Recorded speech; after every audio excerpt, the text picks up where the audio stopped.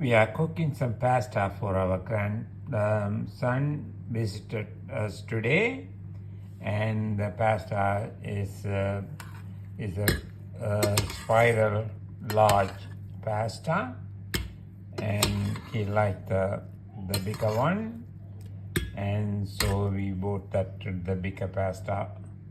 Now then, with the pasta that we will be adding the chicken and garlic. With that, we have cut the chicken pieces, and once the pasta is cooked, we will be adding that chicken pieces.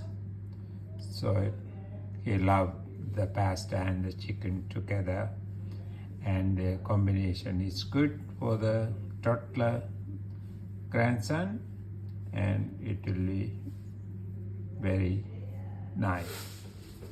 That is the pasta and the broccoli and the chicken for our grandson, and cook it added with the garlic, and so looking very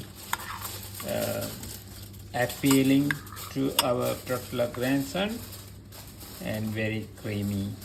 And this is a broad spiral noodle. He loved it a lot, and very tasty, very nice.